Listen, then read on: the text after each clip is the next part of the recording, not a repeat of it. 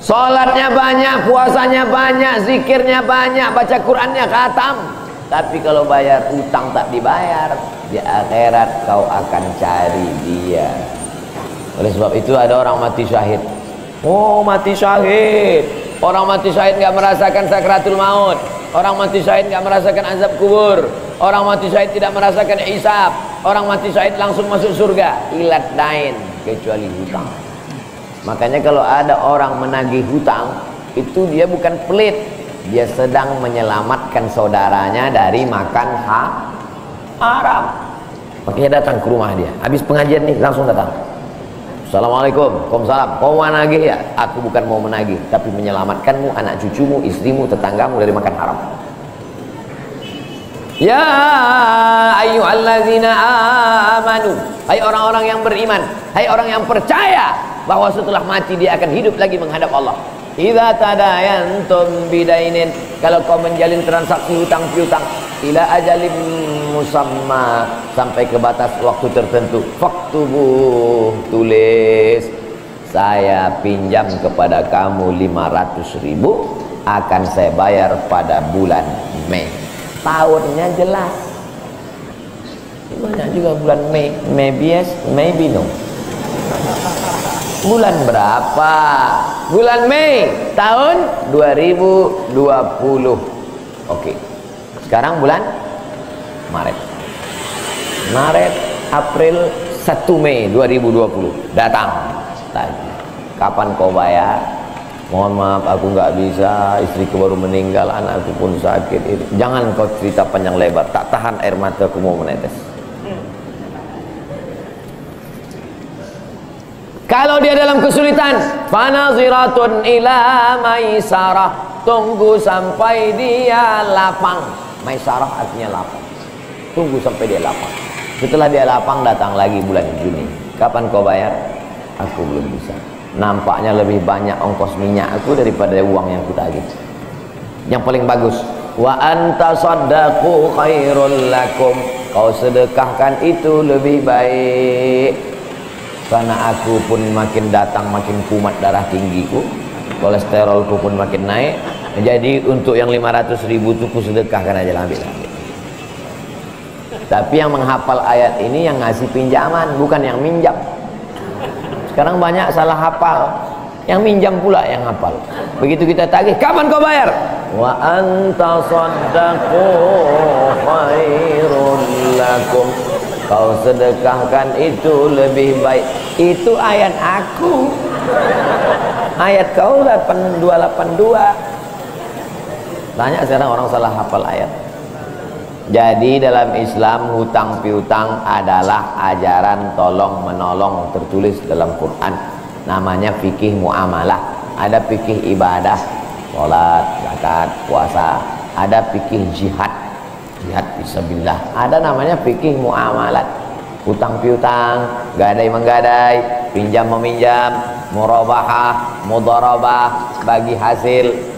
Maka hutang piutang ini cara tolong menolong.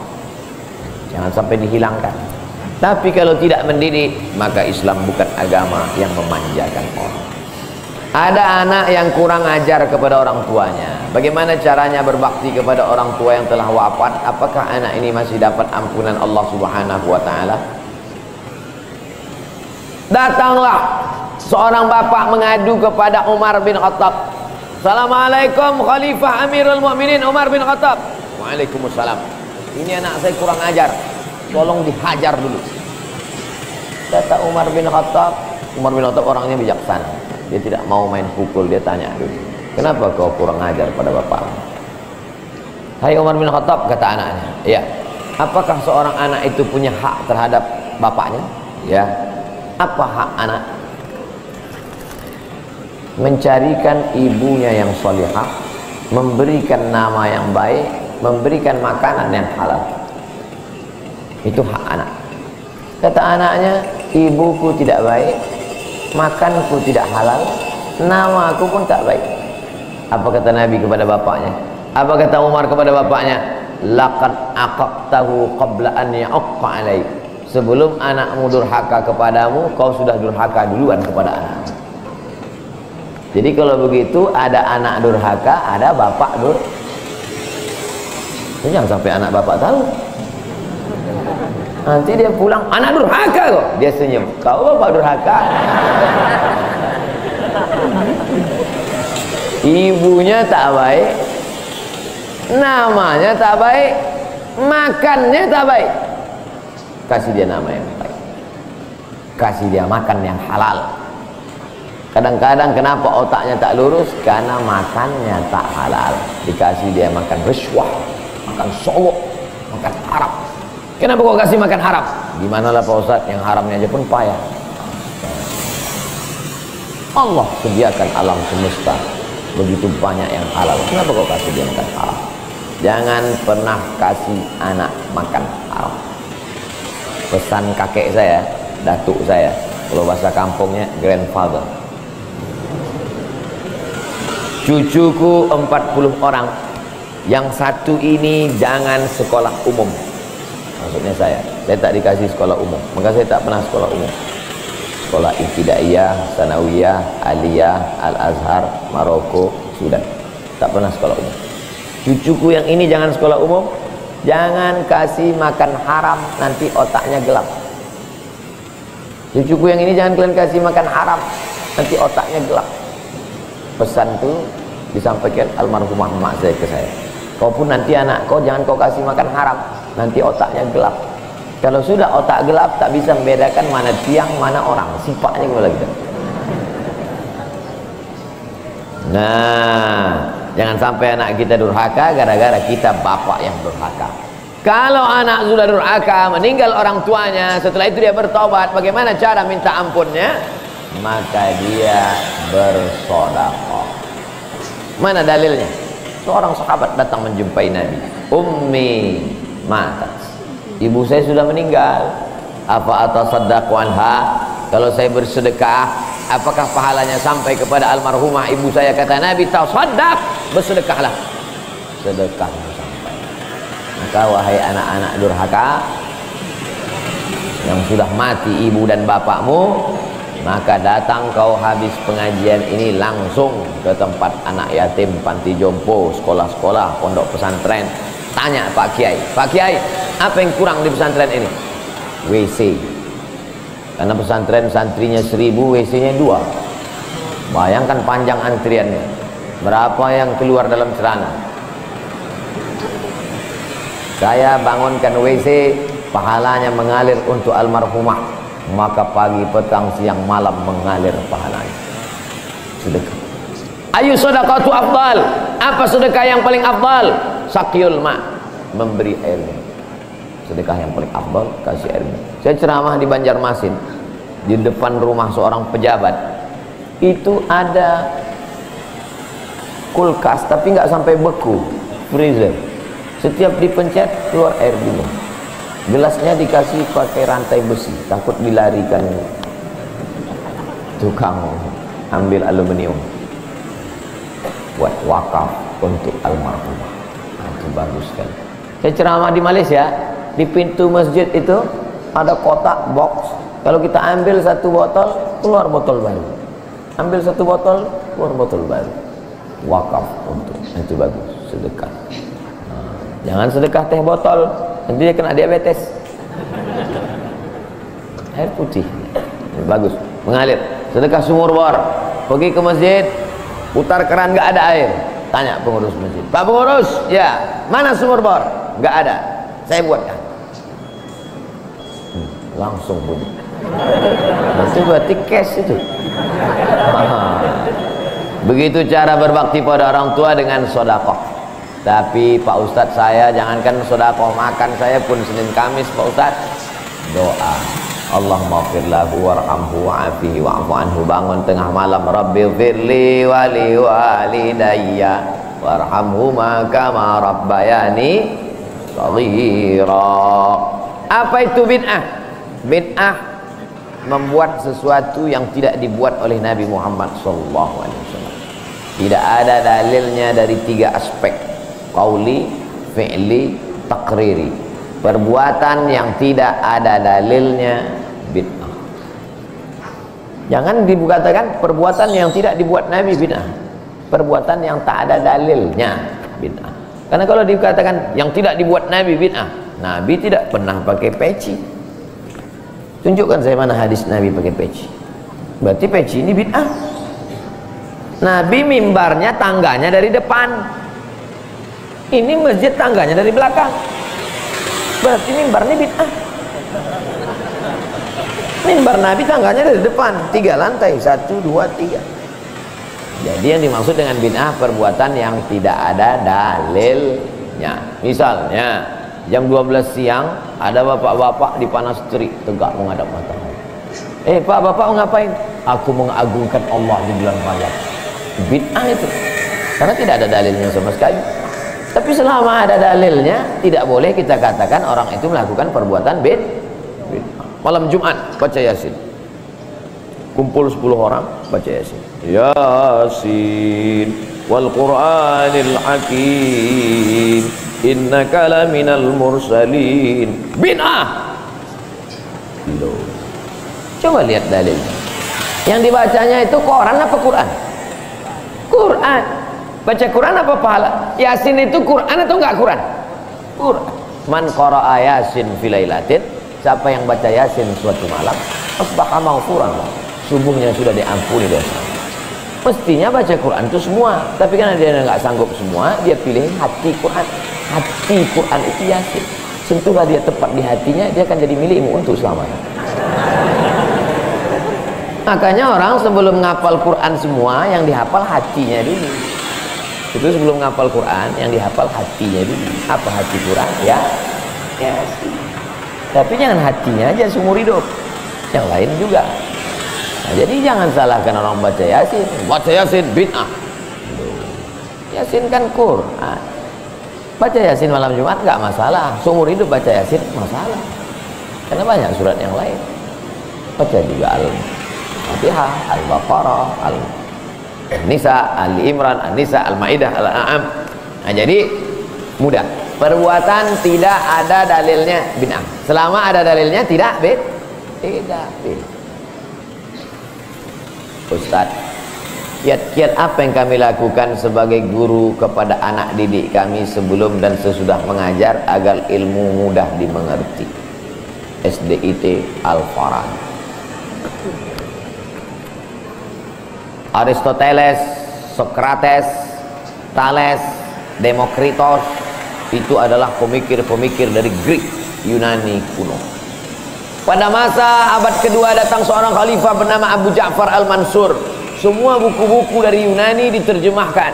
Nama lembaganya Dar Al-Hikmah, Dar Rumah Hikmah Ilmu Pengetahuan. Dibuatlah Dar Al-Hikmah, Rumah Ilmu Pengetahuan. Diterjemahkanlah dari bahasa Yunani ke dalam bahasa Arab. Akhirnya orang Islam pun jadi dokter, Avicenna. Karena orang barat payah menyebut Ibnu Sina. Averroes, Ibnu Rushd. Tapi ada seorang yang bergelar the second teacher. First teacher Aristoteles, second teacher Al-Farabi. Ternyata Al-Farabi ini bukan dari Arab, tapi dari Pomala. SDIT Al-Farabi. Ini supaya wali murid tahu, anak ibu di mana? SDIT Al-Farabi. Al-Farabi itu artinya apa? Ya SDIT. Al-Farabi itu di barat dia diberi gelar the second teacher. Guru pertama Aristoteles, guru kedua adalah Al-Farabi, saking cerdasnya. Artinya apa? Dia tidak hanya diakui dalam Islam, tapi juga di luar Islam. Kenapa dikasih nama Al-Farabi? Karena ingin anak-anak kita dalam kepalanya tidak hanya fisika, biologi, kimia, matematika, bahasa Inggris, tapi juga dalam kepalanya ada Quran, hadis, fikih, akidah, akhlak, dan bahasa Arab. Sehingga nanti dia akan menjadi ekonom, tapi ekonom yang beriman. Dia akan menjadi filosof yang bertakwa. Inilah cita-cita alumni Al-Farabi, insyaallah. Amin ya rabbal alamin. Nah, yang pertama kali menjadi guru itu adalah ikhlas. Karena kalau gurunya ikhlas, cakapnya masuk ke hati.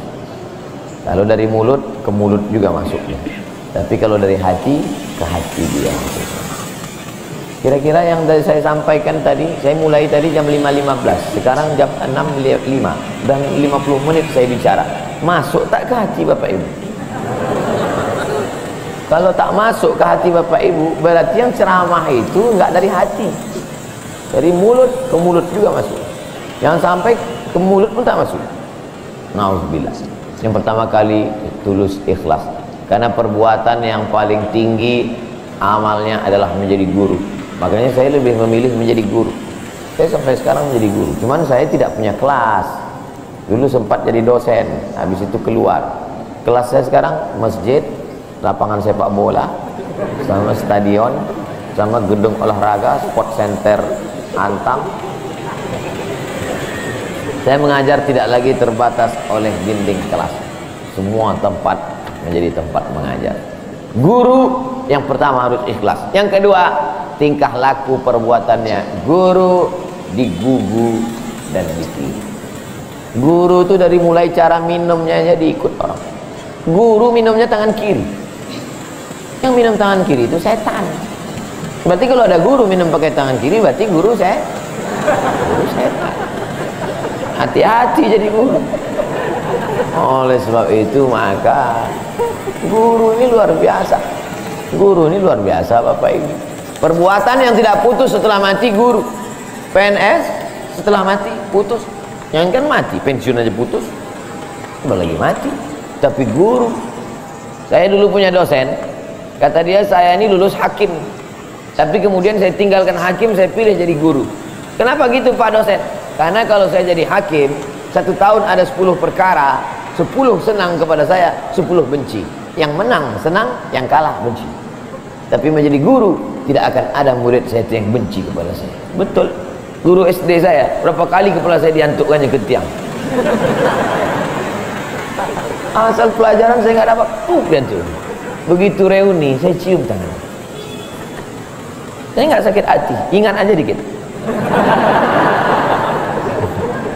Datang saya belikan hadiah, saya cium tangannya, meleleh air mata saya. Betul, menjadi guru itu adalah nikmat. Maka saya pilih jadi guru. Guru nggak ada pensiunnya.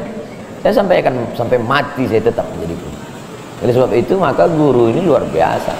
Guru pahlawan tanpa tanda jasa. Oleh sebab itu menjadi guru.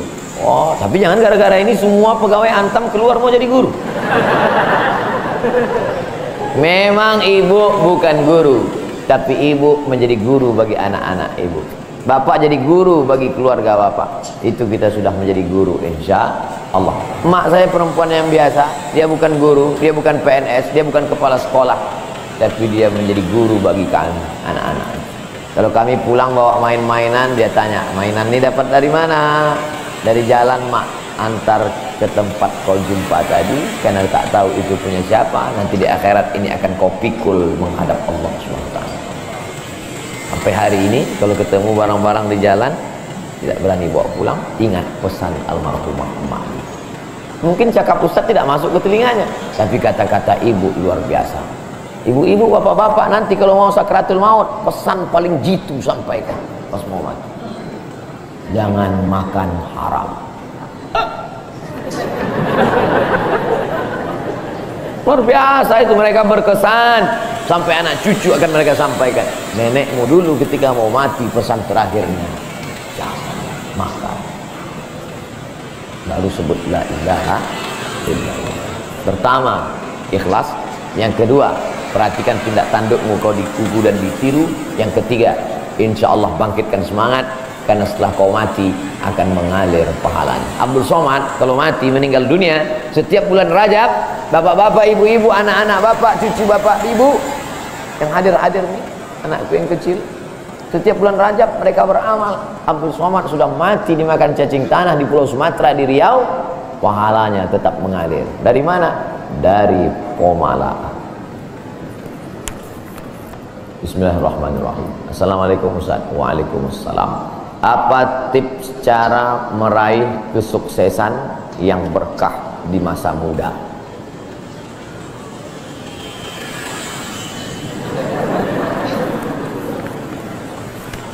Saya tidak pernah bercita-cita menjadi apapun.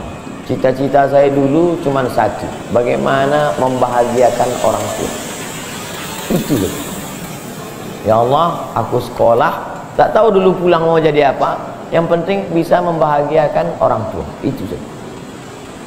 Jadi setelah itu sampai, ya sudah, bisa menyenangkan hati orang tua, bisa, itu saja. Maka selalu saya sampaikan di kampus-kampus kepada mahasiswa, kalian kalau belum bisa membahagiakan orang tua, jangan menyusahkan orang tua. Ini kadang baru ngelihat namanya aja di HP dah kumat darah tinggi mas. Kalau belum bisa membahagiakan dia, jangan menyusahkan dia.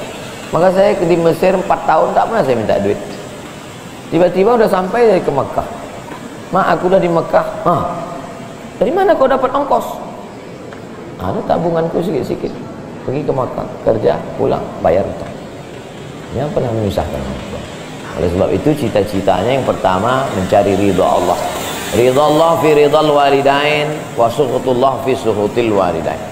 Pulang saya ke kampung, saya mau beli tanah berapa meter, ternak lele, tanam cabai, daun ubi, malam ngajar ngaji. Cita-cita saya kecil. Tak ada cita-cita mau jadi ustaz viral disambut di airport, tak ada. Terus kata mak saya, masa kau S2 tinggal di kampung, pergilah ke kota. Akhirnya saya menghonor jadi dosen, siang jadi dosen, malam ceramah di masjid, direkam, diupload, khutbah diupload, like and share, akhirnya viral. Diusir beberapa kali, makin viral. Dibully, makin viral. Akhirnya yang membuli saya taubat sekarang.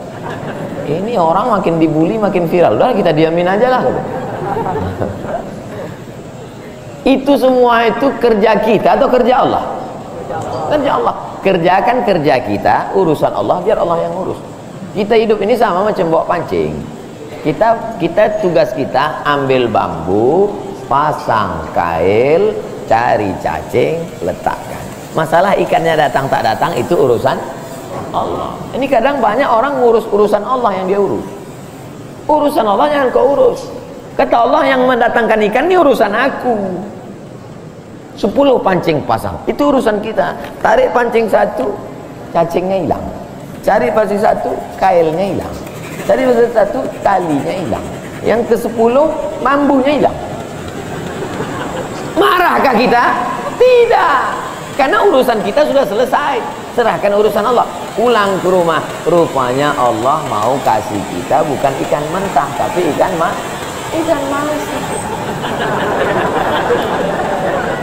Banyak orang terlalu berpikir hidup ini kau buat saja urusanmu, urusan Allah. Urusanmu berangkat dari rumah kerja, masalah hasilnya urusan Allah.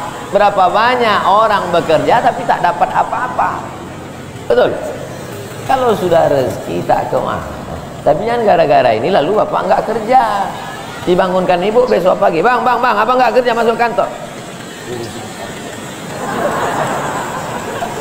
Kalau ada suami ibu seperti itu, ibu jangan marah, biarkan aja. Nanti jam 12 dia bangun, dia lapar, dia tengok, mana makanan? Ibu jawab, urusan Allah. Harus ada usaha dan ikhtiar. Pertama, niat cari ridha Allah. Kedua, senangkan orang tua. Ketiga, berusaha. Setelah itu, tawakal Allah. Hidup jangan susah. Hidup sudah susah, jangan bikin susah. Hidup sudah pahit, jangan minum kopi pahit. Apa hukumnya suami menyembunyikan uang dari istri?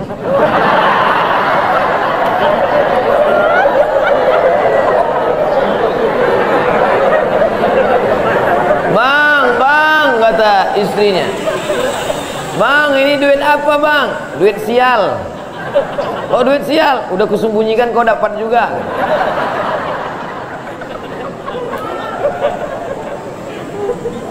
Bapak menikah sama ibu, ibu menikah sama bapak. Apakah hartanya jadi satu atau harta masing-masing?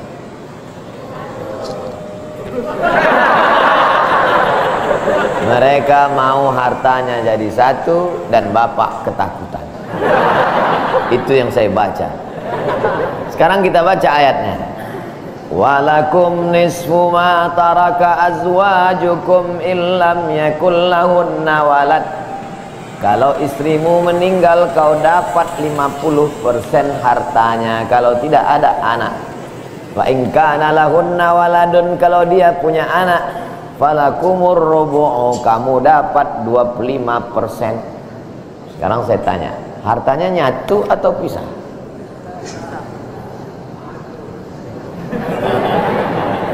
Memang kalau belum sarapan susah nangkap. Saya ulang sekali lagi. Walakum nisfu ma taraka azwajukum. Hai para suami, kamu dapat setengah harta istrimu kalau tidak ada anak. Fa in kana lahunna waladun, kalau ada anak kamu dapat 1/4. Artinya hartanya misah. Harta bapak beda, harta ibu beda. Ibu kerja, punya kebun, punya tanah, punya speedboat, itu harta dia. Bapak punya usaha, harta bapak. Meninggal ibu, 50%.